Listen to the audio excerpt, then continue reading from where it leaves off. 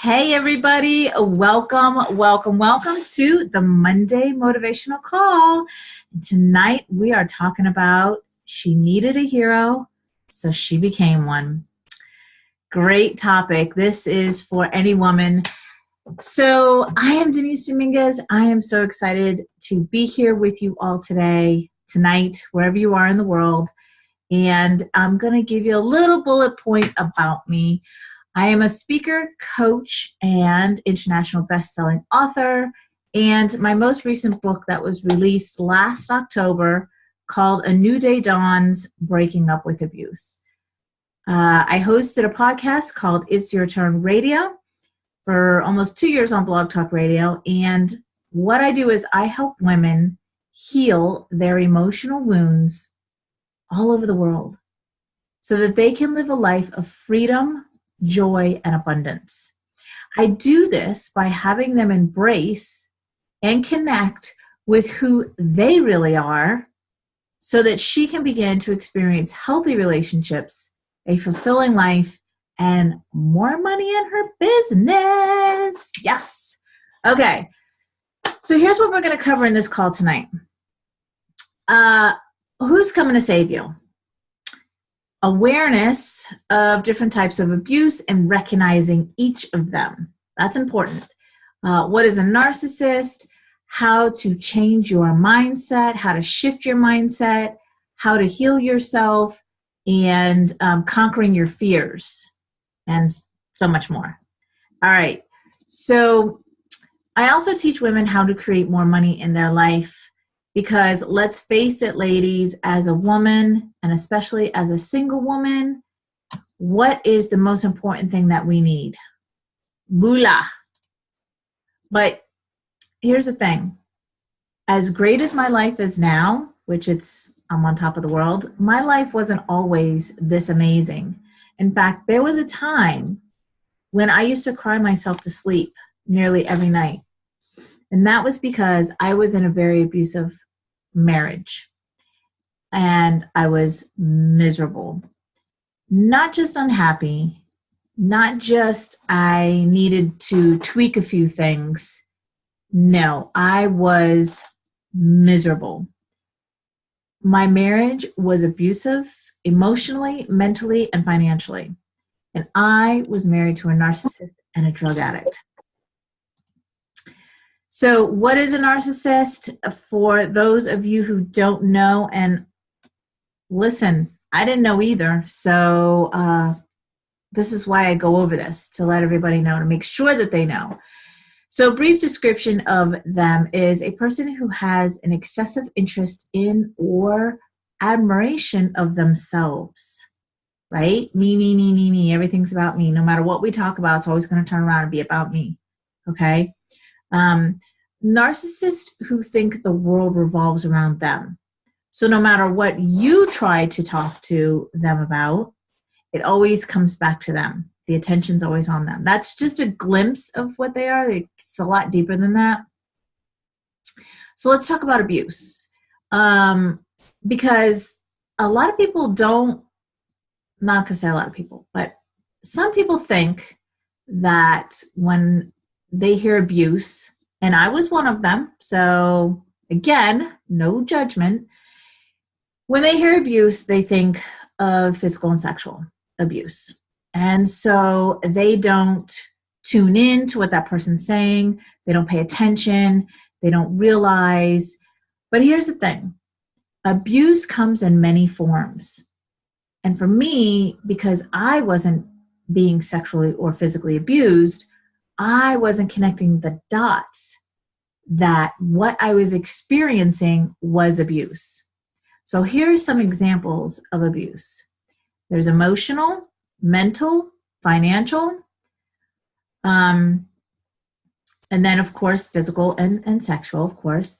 So controlling behavior, somebody who's very controlling over you, that's abusive. Okay? Somebody who's manipulating, that's abusive behavior. Manipulating behavior is abusive. Cheating, Okay. So let's say you're in a relationship and this person is controlling, manipulative, and cheating on you. You're in an abusive relationship, right? And so those three things that I just mentioned have nothing to do with physical or sexual abuse, right? Controlling is not, manipulating and cheating is not. But that is abuse, right? Ignoring you for weeks at a time, arguing with you over nothing, explosive behavior, treating you like crap, calling you names, making fun of you, etc. These are all abusive behaviors, okay? And so I call this abuse, being in a relationship with a narcissist and having all of these abusive behaviors, I call it the silent abuse. Because again, for the physical and the sexual abuse, there's a crime involved. And in the abuse that we're talking about, the emotional, financial, mental, there's no crime involved here. So and that's why it's so hard to detect too. And that's why it was hard for me. And there's so many aspects to this. And I'll talk about that, like love bombing. If you know about love bombing, that is when they just, I'll give you a perfect example. When I left for the first time Florida and my relationship, and I came here to North Carolina, like my story says, I left with nothing but a futon, couch, and an air mattress. I left everything behind in Florida.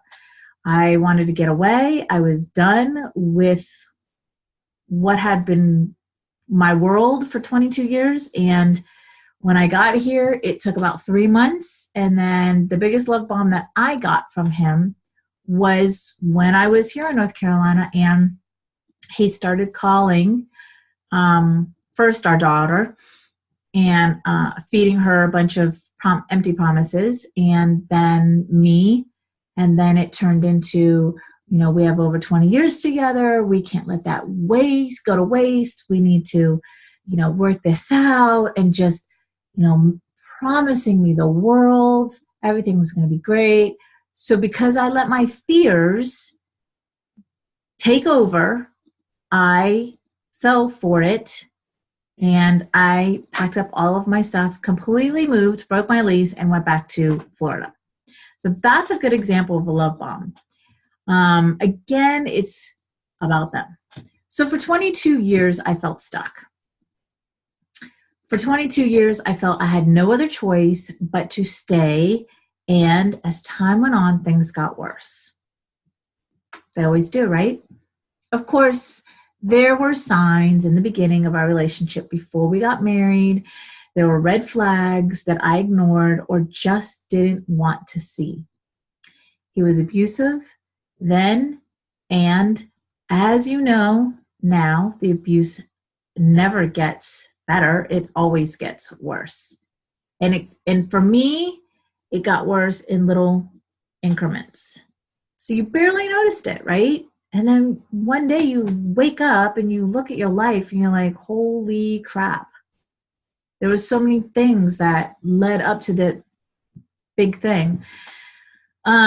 So anyway, he would kick me out of the house, being so mean to me, right? Making me cry, being controlling, wanting me to stay at home and not work. There's financial abuse. Not have friends, because that's what they do. They take you away from your friends and family, controlling the money, giving me the silent treatment, okay? And the list goes on and on. I ignored all of these signs and went ahead and married him and had 2 kids with him because I did.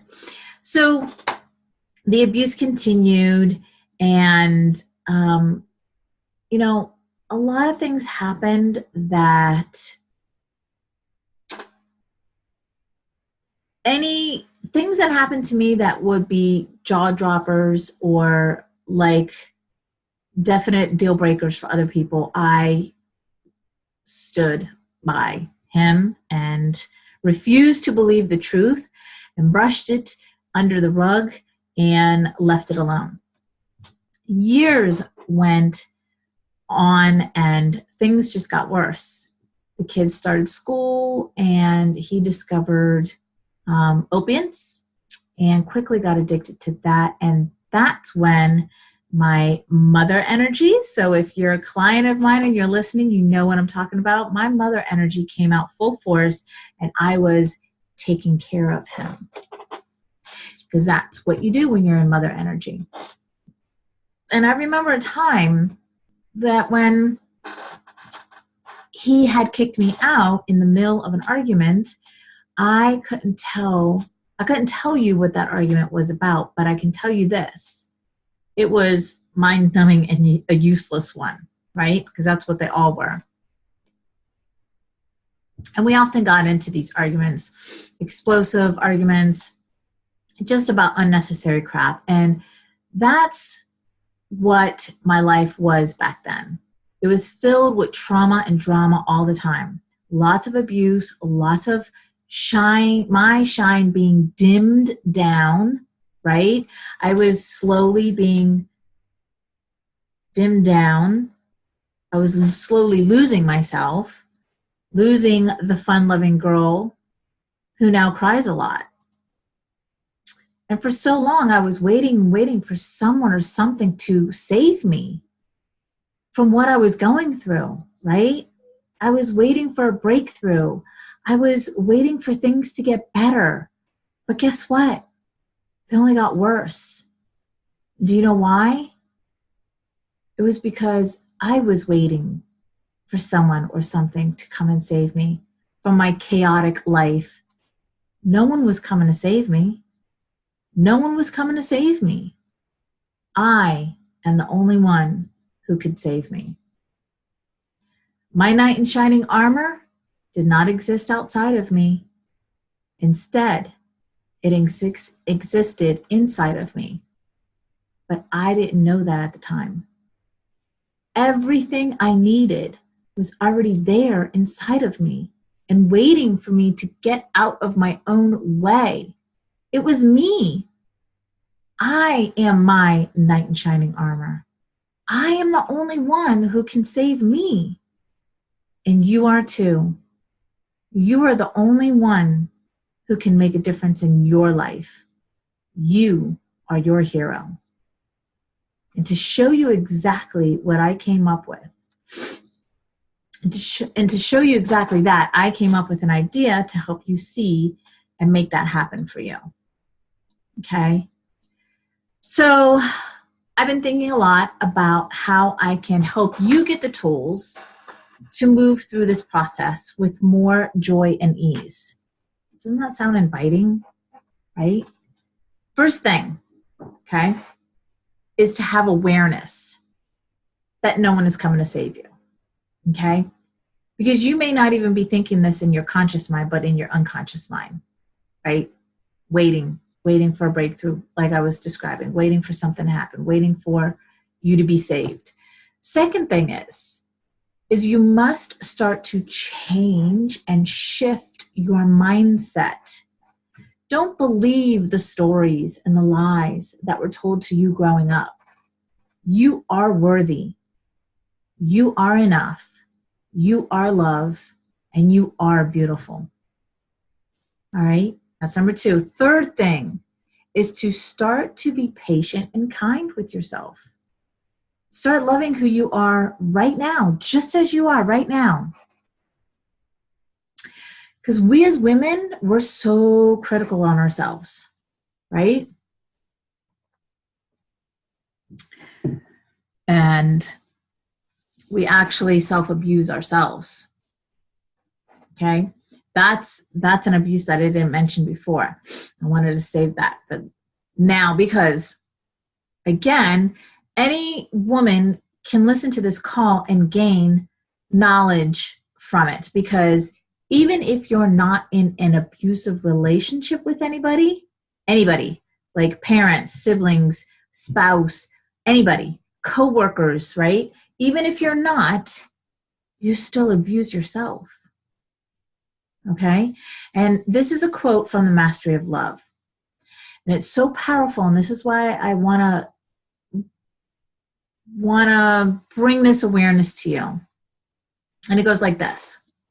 You have a limit to the amount of abuse you'll accept, but no one in the world abuses you more than you abuse yourself.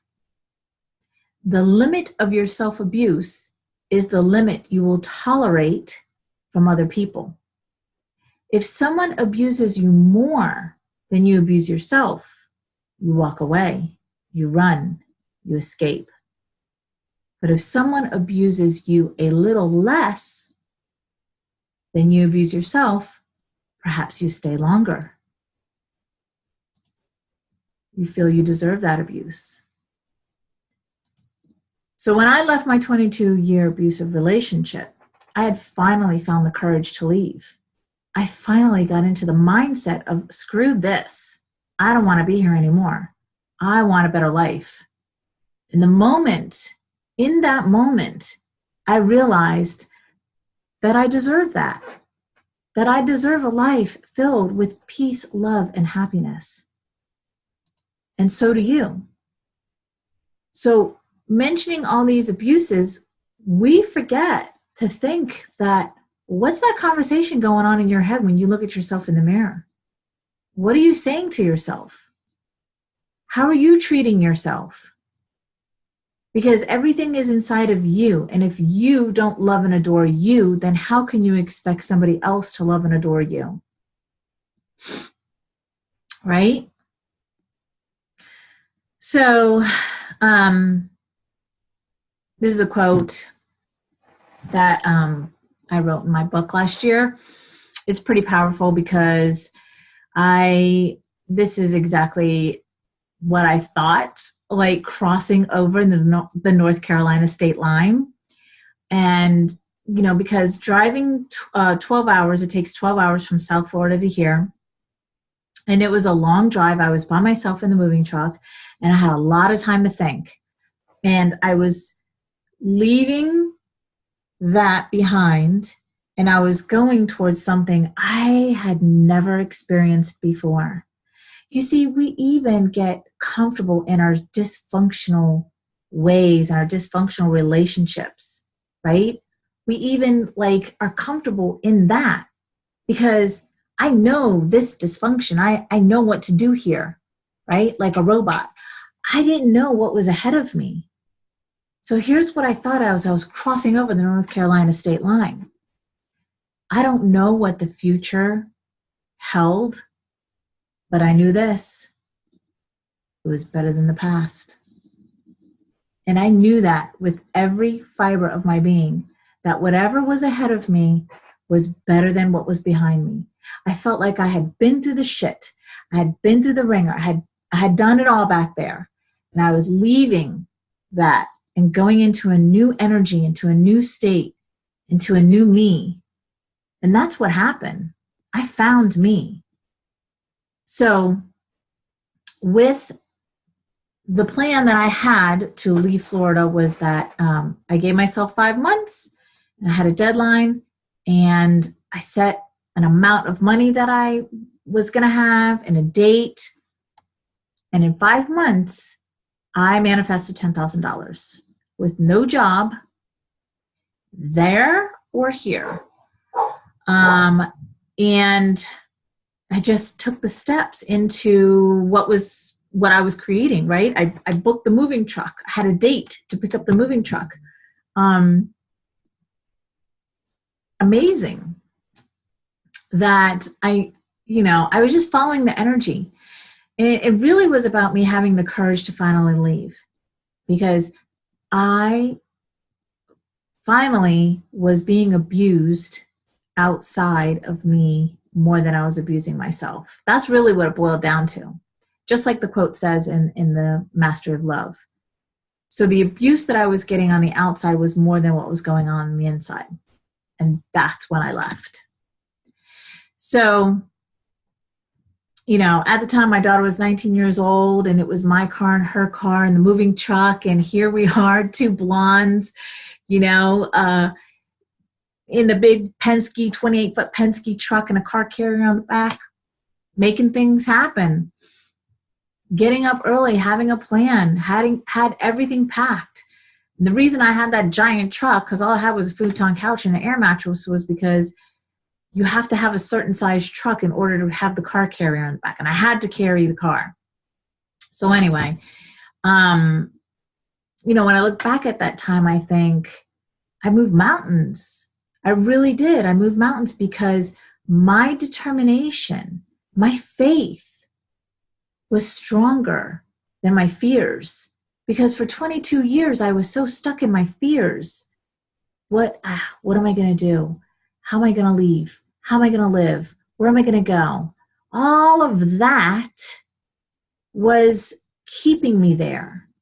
I was believing the messages, right? I was listening to this and not this. This is bullshit. This is the truth. So once I started connecting to this, that's when things started happening, right? I was trusting the process. I was trusting myself. How did I know North Carolina was the right state for me? I could have moved anywhere. I was following the energy. So with the futon couch and an air mattress, that was it. Everything was sold in Florida, everything. We left behind our entire family, our friends, the only state we ever lived in, everything. We left everything behind. I sold every piece of jewelry that I had. I sold his jewelry, my jewelry, the furniture, you name it. Whatever you can think of, I sold it. The only thing that I kept was pictures, clothes, everything to get that $10,000 that I was determined to have. And I created that. So it literally was one step at a time. Whatever came to me, that's what I did. So, for me, it was, if I'm going to leave the state, I got to have money. So that's why I set a plan for the $10,000. I had a job in 4 weeks here in North Carolina. And again, that was because I set out and made things happen. I would every day get dressed as if I was going on an interview. I would have, 10 resumes printed out on resume paper in my hand, and I would go all around. Obviously, I Googled it and went around all these places that I had experience with that would be an easy pickup for me to get that job. And in 4 days, we had our apartment, and in 4 weeks, I had a job here. And I never looked back. And that was where my mindset was. My mindset has changed, evolved ever since then. Holy moly, has it ever. I've been rock and rolling ever since. And that's why I'm here, being able to talk to you about this and helping you get yourself out of your own way and have you shift and change your mindset so that you can create the life that you desire. Because none of us want to work for the weekend. None of us want to punch in or clock in, clock out, and just have 2 days off. None of us want to live in miserable, unhealthy relationships, but we do it. We do it every day, all the time. We do it. We get so caught up in that because we think that that's normal. So, let me get to this. All right. So here's what you got to do. Okay. So let's put everything aside for a second, because when we talk about abuse and self-abuse and accepting the abuse outside of us and all of that, what really we're talking about here is loving ourselves. That's really what we're talking about. Because if I truly and deeply love myself, would I have been in that relationship for 22 years? No. If I truly and deeply love myself, would I leave that relationship? Yes.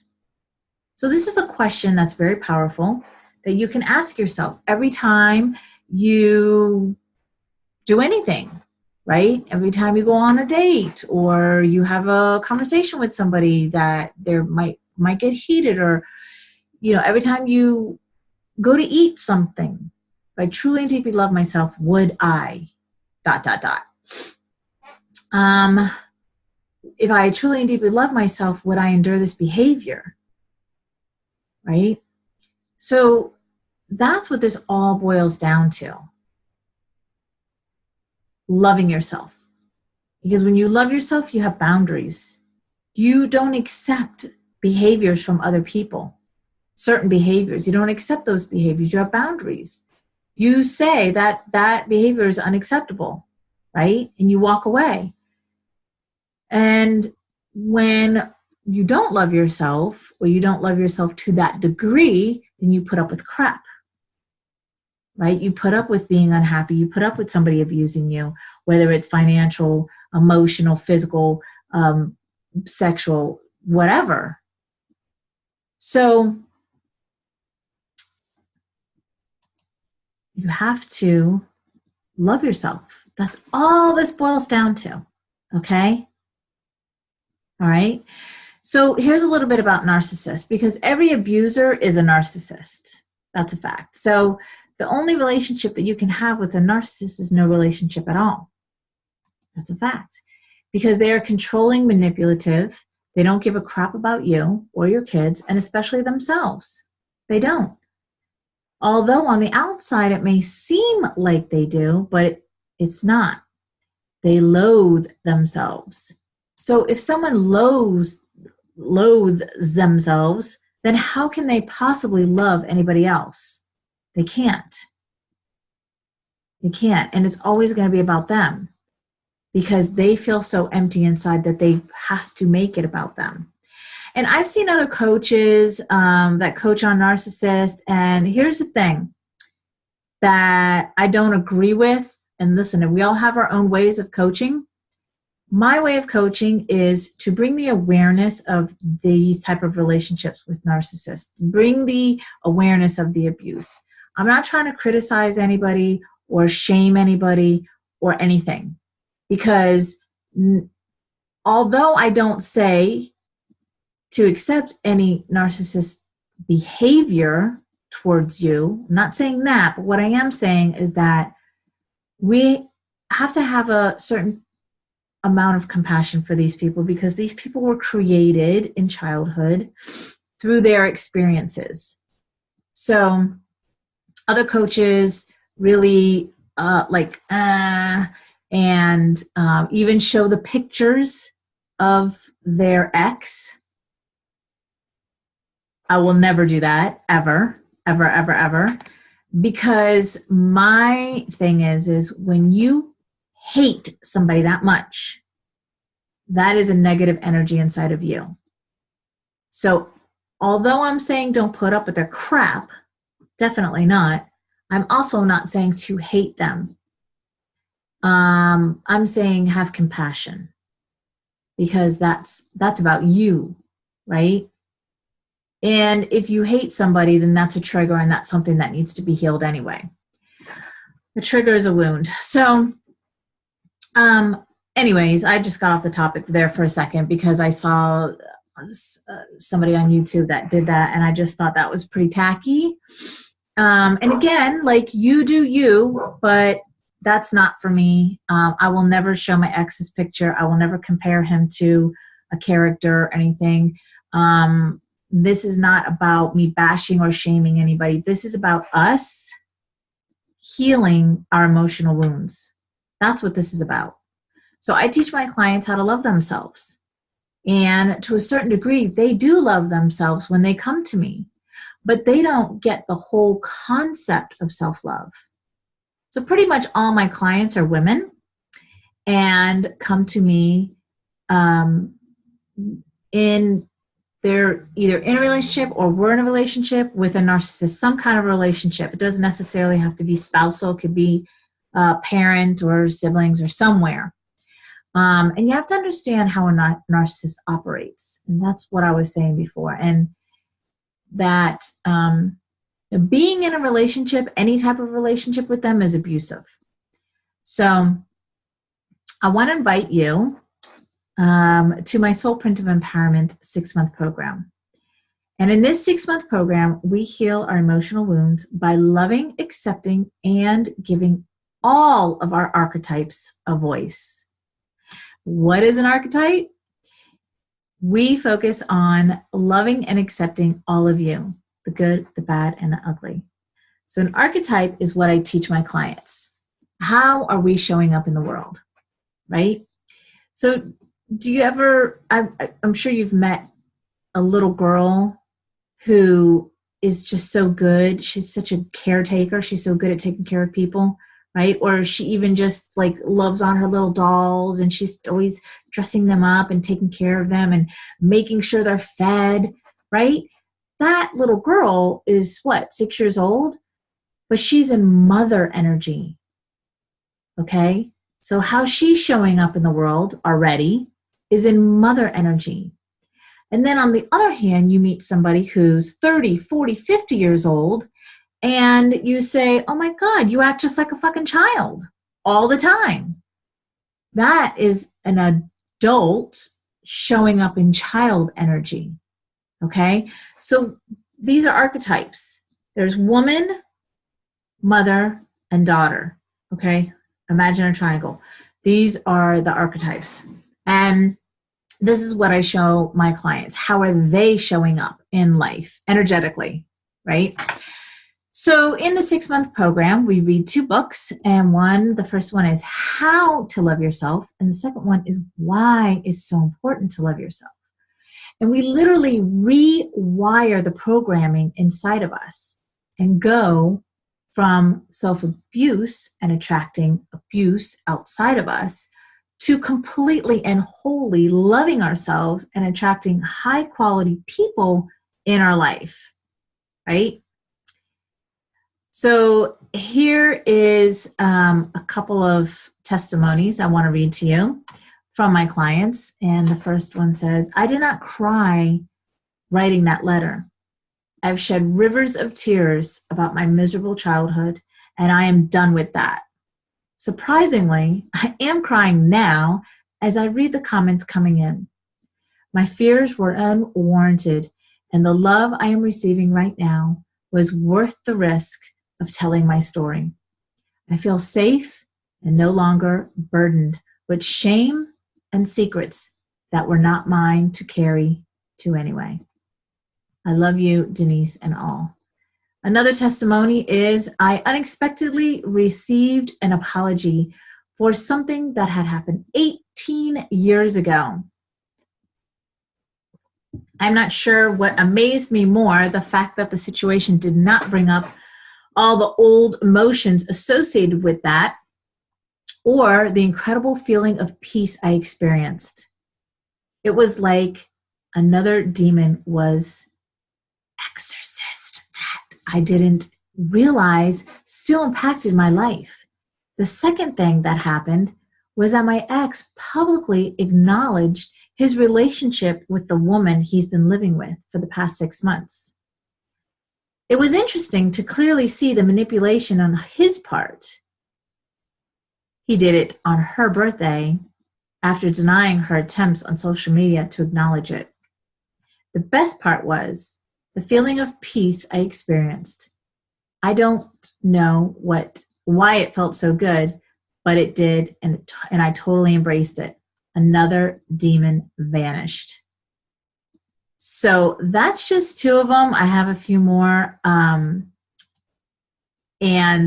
they're all, just empowered women. And that is the result that my clients get. They feel empowered.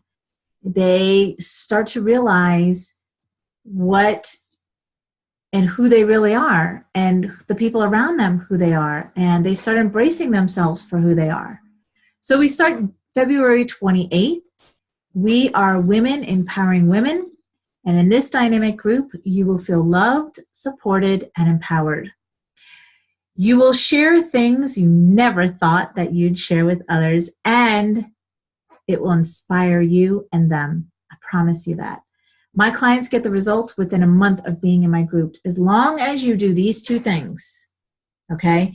This I can guarantee you, as long as you do these 2 things, show up and do the work. If you show up, and don't do the work, I can't guarantee anything. If you do the work and don't show up, same thing, I can't guarantee anything. But if you do both, I can guarantee you're going to get results, positive results. So if you get anything from this call, this talk, please get this. You must start to love yourself deeply and completely. Love all of your flaws, all of who you are right now. Love who you were as a little girl. Give her a voice. Acknowledge her. She deserves that. She deserves to be heard and loved. I want to give you an assignment that I give to my clients. For the next 30 days, I want you to start to look at yourself in the mirror and be kind to yourself. And love who you see and start telling yourself, I love you. Let's see what happens in 30 days from now. I'd love to hear the results. She needed a hero, so she became one. And that's you. All right. So what I'm going to do next is unmute everybody. Wait, unmute, not mute. And you can ask questions, get coached, whatever you need. This is the time for you.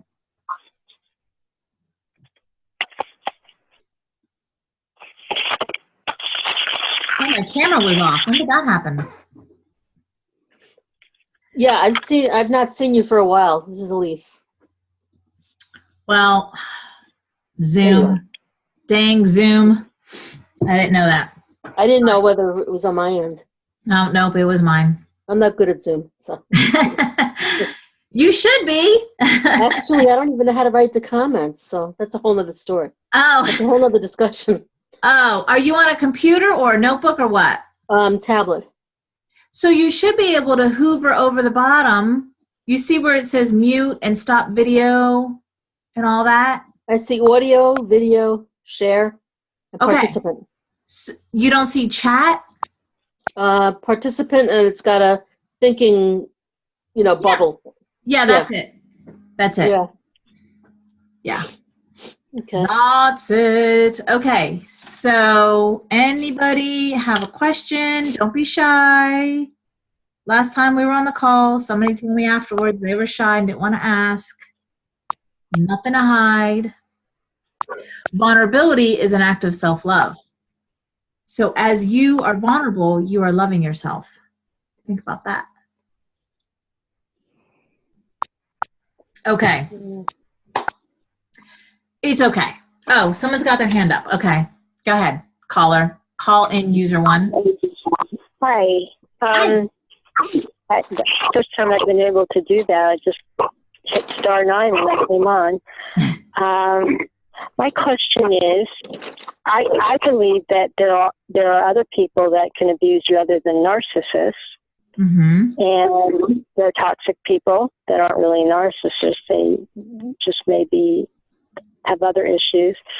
And I'm having issues with friends, and I think it's my own not respecting myself that I allow myself not to be treated well. Mm-hmm. And I think then I also have to look at myself and say, well, where's my part in this, and take responsibility for maybe it's something that I also have done. Mm-hmm. And that's where I get confused. I get confused thinking, well, I want to be able to communicate in a way that doesn't, what would you say, make the person defensive, and find out what's going on. And also, I at the same time, I want to move on because I don't like our interaction. Mm-hmm. And I'd like to know my person, whether it elicited the behavior. And the behavior is one day she's nice, and then another day she's it's like hot and cold. Then she's cold and distant. Mm-hmm. So it's a friend, like an acquaintance, a good acquaintance. So we see each other at different events. Okay, and so your question is, how do you stop that? how do I handle something like that? So I know maybe, you know, I transgressed a boundary that bothers her, and she doesn't communicate. And I would like to know a way to find out if I did what I did do. And at the same time, I don't really want to be in a relationship with someone that doesn't communicate those things, but just passive aggressively gets mad or distant. Mm-hmm. And I also know that I'd be respecting myself if I didn't have friends like that. Yet at the same time, I want to know, well, what transpired that? You know, what about me did that? Right. And I'm not certain that's the correct path, but it's what feels right at this moment. Mm-hmm. So the first thing you need to realize is that when somebody is, so the perfect example that I have is if you're walking down the street and a total stranger comes up to you and says, "You're stupid," how would you take that? If that happened? I would say that's his problem. Exactly. So it's the same situation. Yeah. Because what people do, it's called emotional poison. And what people do is they squeeze out their emotional poison onto us, right? Whatever they're going through, they put it onto us because, I don't know, we're there or we're close to them, whether we're a spouse or a sister or something. But there's also a deeper level that we could go to that I would be more than happy to get on a 90-minute free coaching call with you. And that would be for me to connect the dots, help you connect the dots of why this is happening. So yes, that person is squeezing out their emotional poison, but I can help you see, like, is this the only person that you've attracted into your life that's like this? Or is there some other people in your life that are like this or similar? Toxic people. Right now, she's the only one. I pretty much don't have any other people like that in my life anymore. And I've been really diligent about kind of cleaning out, you know. So you have in the past. That lighter and more happy and much more happy. And I'm meeting people more like me. Mm-hmm. That are appreciative and seem to like me, and we have nice open conversations. I'm not as close to them because I've known her for a number of years, and I'm just getting to know these people, and they tell me right out the bat how they feel about me. And with her, I don't get any appreciation or anything like that. Okay. So is this person that you're talking about a family member? Or? No, she's a friend that I've been friends with for 4 years. She's from Germany. Okay. So could it be that it's her culture that they are like that? That's not. What I'm thinking. Yeah, they're very passive aggressive, and she even said that she left Germany because the way her mother was so cold. And I know this because the two people that I was talking with this weekend had fathers that were German, and they were very abusive. And they were very happy that their mothers divorced them. Mm-hmm. So I'm thinking that maybe that she took a lot of bad treatment being from Germany. Yeah. You know? Yeah. And I think that may be it, you know? Mm-hmm. So if the relationship, the friendship is not serving you, then you have a choice to either stay in it or not. If you have set boundaries with her and the boundaries are being broken or she doesn't like the boundaries, you have a choice to either stay in it or not. So that's the point. I haven't, and I'm kind of angry at myself that I haven't set a boundary. And so it's like I want to first do that since I have to see her at all these events and know that I can speak up for myself and show my self-respect without disrespecting her in the process, but just letting her know how she's impacted me, and that in the past I don't appreciate the way she, you know, one time she blew up at me because I fell asleep. I think we were at a unity meeting, and I fell asleep, and she got real upset and blew up and left. So, I don't understand that. So that was just her squeezing her emotional poison out on you. That definitely, yes. That there's no. I was so shell shocked by it. I thought, what did I do? I just fell asleep, Unless it was something I did in the past, and then it just made her erupt. But right. She never talked about it. It could have been something else from the past. But that's still no excuse for her to treat you like that. And that's why I say it's up to you. It's your choice now to accept that behavior from her or not accept that behavior from her. Because now the thing is that when we're adults, then we know we have a choice to put up with this behavior. When we're children, we have no choice because usually it's our parents who treat us like this, right? And right. So we don't know any better, number one. We don't have a choice, number two, because we're kids. Where are we going to go? But as adults, we do have a choice to either accept it or not accept it. So if you set boundaries with her, and don't beat yourself up that you haven't yet. Don't beat yourself up because it's in the past and whatever, and it's okay. But moving forward, you could start off with setting boundaries. If this person means something to you and you don't want to break off the relationship, then do that first and see how that goes. And then if she breaks those boundaries and you've expressed this is important to me, and your behavior is unacceptable and I'm not going to, take it, then if it continues, then you have a choice again to stay in it or to leave it. And how can I say it in a way that I don't put her off so she's open to hearing me? I'd like to just say, what happened that time last year when you blew up and just walked out of the unity meeting when I fell asleep? Was it something, me falling asleep, or did something else occur and all of a sudden you just erupted? And now I feel, and I don't know if that's putting her on the defensive by saying that, and then I'd like to say, and why, the other evening, were you so cold to me? Right. Or do I just start with I statements? See, that's where I get confused. Do I just say, I feel uncomfortable or I'm upset? That's what I don't know. I don't know how to say something so I'm not blaming or attacking the other person. I want to be real careful about that. And this is what we do. We're so concerned with not hurting the other person's feelings.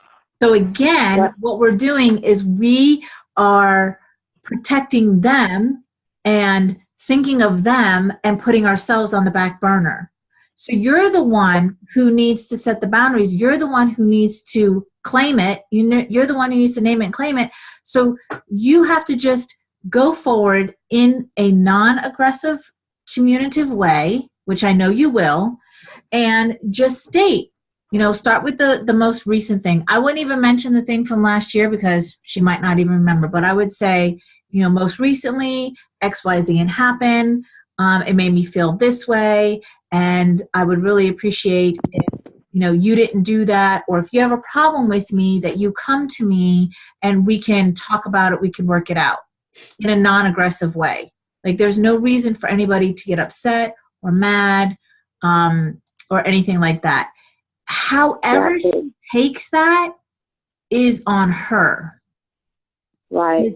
She might take that in a way that you're not even communicating it in that way, because what you're saying to her may be a trigger for her from somebody else. So she may take it in a different way, not in the way that you're communicating. So however she takes it, that's on her. And then again, if she gets aggressive or anything like that, then you state, you do state with eyes, you state, that's not acceptable. I'm not accepting that behavior. I don't deserve this behavior. And I'm not going to take it. And call me when you calm down. Or, whatever. When you cool off. Call me when you cool off. We could discuss this over coffee. Right now, it's heated and somebody needs to walk away. Right. And that's talking about it, which I haven't been able to do. You know, like I have a good friend, Mark, and we just talk about things. You know, if something happens, it's like we just talk about it. It's so easy. Mm-hmm. And but it doesn't seem to happen with her. And the other issue is she doesn't have a phone. Oh. And I'm deciding now that I don't think I want to be friends with anybody who doesn't have a phone, because when things like this come up, you can't resolve them. Yeah. Yeah. It's impossible. So the relationship that you have with your friend Mark, that is an Mm-hmm. example of a healthy relationship. How you can just sit down and talk about things. Right. And when Right. you say and you talk about things with him, how do you feel? Do you feel calm? I feel calm. I feel relieved. I feel love. I feel like I've made a breakthrough. You know, like I grew a couple inches. Right. And so did he, you know, and it's just like we get closer. We're getting closer. Exactly. Yeah. And so now think of the relationship that you have with the other person, and when you don't talk, right? It turns into an altercation, right? Yeah. And how do you feel when there's an altercation? I feel bad about myself. I mean, I had a great time at this party, but with her, it put like a damper on it. It tinged with a little poison, and I felt bad about myself. I felt unworthy. I felt a little embarrassed. Like, what did I do? You know, I felt I was wrong. I got confused. And it's like all that stuff. I had such a great day, and I went to 2 parties and met 2 other great women where we really clicked. And a few other people too. And with her, it was like, and I know I was the center of attention that evening. And I don't know if that made her jealous or. That's on usually her. I sit back. That's on usually her. I just sit back. Yeah, I usually would sit back and let her talk. And that night I was real open and talking to everybody because I met some new people and I was having fun. And I think she did. That was part of it. That was just a part of it. So that, you know, she was at the center of attention. So now you look at the relationship you have with Mark and you look at the relationship you have with this other person, and then which one is light, which one is heavy? Which one do you lean towards and which one are you trying to steer away from? Because that is your truth. That is the answers right there. Yeah, I don't even want her in my life anymore, but I want to resolve it because I have to see her. We go to so many of the same events. I don't want to have that tension.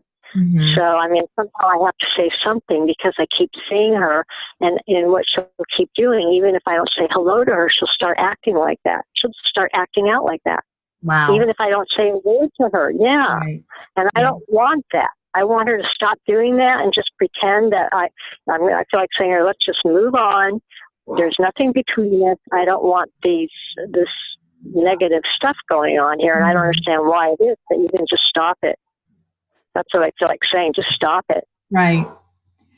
So that's what I would do. Just approach her and state your boundaries, and if that's where you're at right now, where you don't even want her in your life, but you have to kind of like put up with her, so to speak, because of these events, then I would separate myself and then just make it like a civil relationship so that you only see her at the events and then it's just a high and by thing.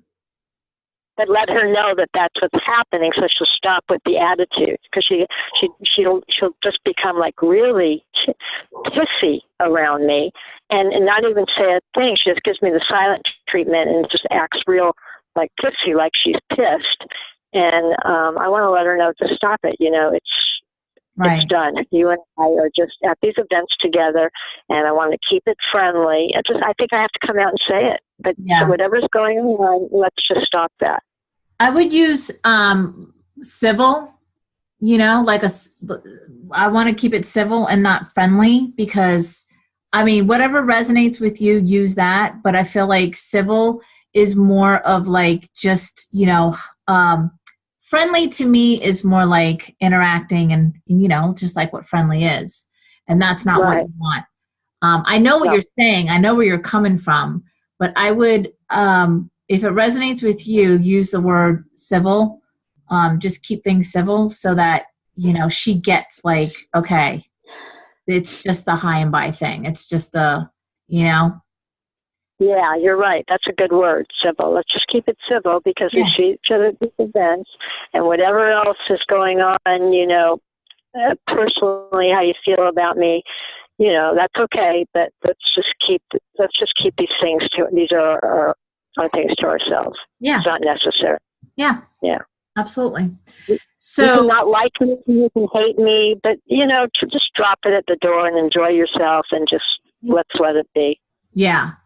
I wouldn't even say that to her because that might spark something in her. I would just say, keep it as simple, what you say to her, keep it as simple as possible because it sounds like she's a walking time bomb.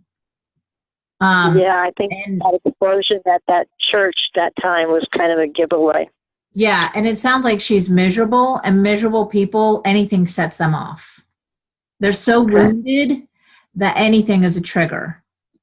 So right, you're right. Yeah, you could say. She knows that I'm healing. We both were once both very sick, and she knows that I know how to heal myself. Mm-hmm. And then she saw me the other night, and I was like totally healed, and she hadn't seen that in a long time.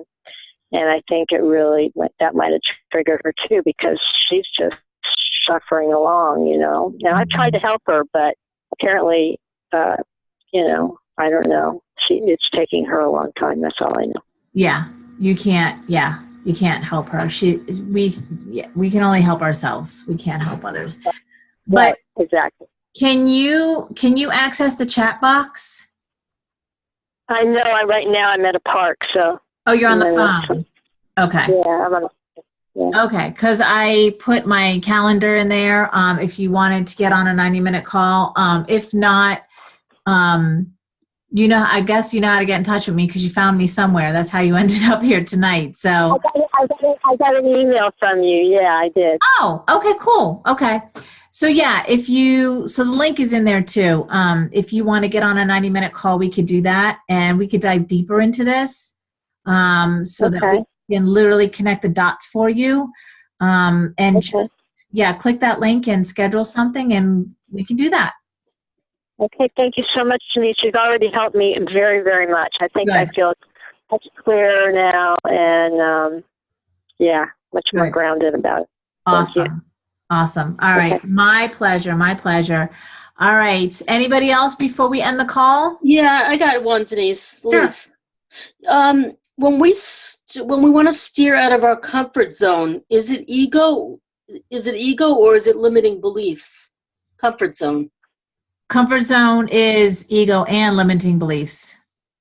And the ego is going to try to keep you safe, and your limiting beliefs are just your beliefs of limitations. So it's both. Yeah. But when you want it's kind of tricky. I'm trying to get out of my comfort zone, but I knew I had a question for you, but that was it. So the best way, Elise, to step outside of your comfort zone is just do it. Yeah, that's just true. Do it, right?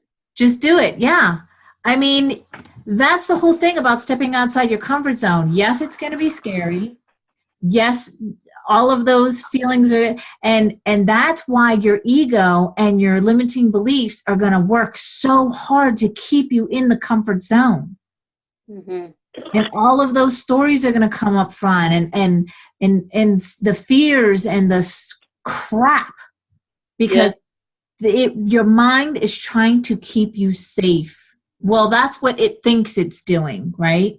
Right. Stepping outside your comfort zone is scary, and it's like, I've never done this before, and this is not, so then your mind is going, yes, you're right. You've never done this before. Come back. Yeah. Yeah. So, I mean, we all have stories about stepping outside our comfort zone, but the one that's standing out for me is when I first did that interview series, and I was scared shitless, and now I look back and I'm like, really, Denise? It was no big deal. You're so funny. Yeah, it was no big deal, but I've never done it before, and I was just you know, Yeah.